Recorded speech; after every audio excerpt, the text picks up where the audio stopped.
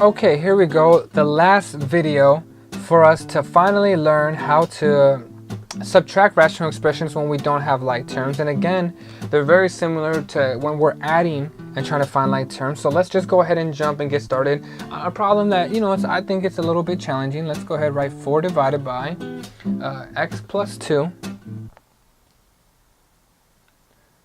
Okay, minus 3 over x plus 3. All right, so if we look at this problem here, first thing we want to do is we need to get like terms on the bottom, and unfortunately we don't, right? And so we need to multiply both sides. Now if you check on the video that I went over on the adding sections, you'll kind of understand, it kind of goes more in depth, all right, than these ones, because hopefully you would have watched those here. But essentially we want to get like terms on the bottom, so we're going to multiply, well, x plus 2 top or bottom over here, and we're going to multiply x plus 3 top or bottom over here. Okay, so now as we get started here, all right, first thing we essentially want to do is let's just turn this all into a single fraction, right? We have like terms on the bottom. We're going to get x plus 3 and we have x plus 2. All right, well, on the top we have 4 times this, so 4 times x plus 3 minus 3 times x plus 2. Okay, all right, well, now let's go ahead and combine like terms on the top. Let's just simplify the top. Now, some of you might feel inclined, I'm not sure, could very well be that some of you feel like we should maybe be able to cancel these out, but we can't cancel these out because we have this minus sign. We need to simplify the numerator before we begin to cancel. In order to cancel, everything needs to be in full factored form. All right, so if we do this, well, 4 times x is 4x plus 4 times 3, which is 12.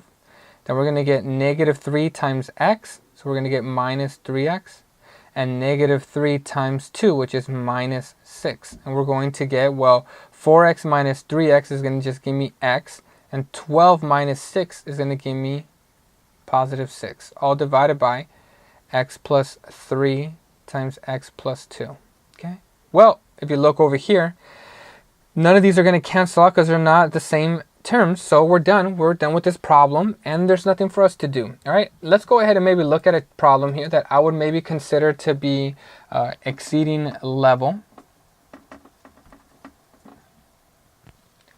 All right, so let's go ahead and look here. Okay, we have x plus 2 divided by x minus 6 minus, and we're going to get x squared plus 5x plus 14 plus 5x plus 14, all divided by x squared minus 2x minus 24. Okay, so now that we have this right here, all right, well, we're going to kind of have to try to figure out how do we go about doing a problem like this. And maybe the first step that we want to do is, right, we want to get like terms on the denominator. So remember, the denominator is one of the most important things.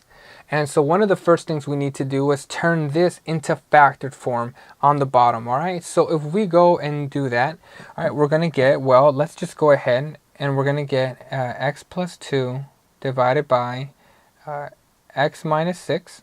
All right, now let's turn the bottom. I don't really care too much about the numerator right now, right? We can simplify that when necessary. We want to get like terms on the denominator. So let's turn this into factored form. I'll write all the factors of 24. All right, that's 1, 24. What else is here? Let's see, 2 and 12. 3 and 8.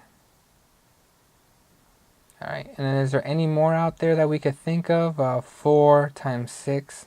Okay, now let's kind of ask ourselves, right? All right, well, we can't do anything with 1 and 24 to get negative 2, so we can cancel that. We can't do that with that either. We can't do that with that either, and so it's got to be this last term here. Okay, well, what can we do? Well, 4 minus 6. So here's going to be x plus 4,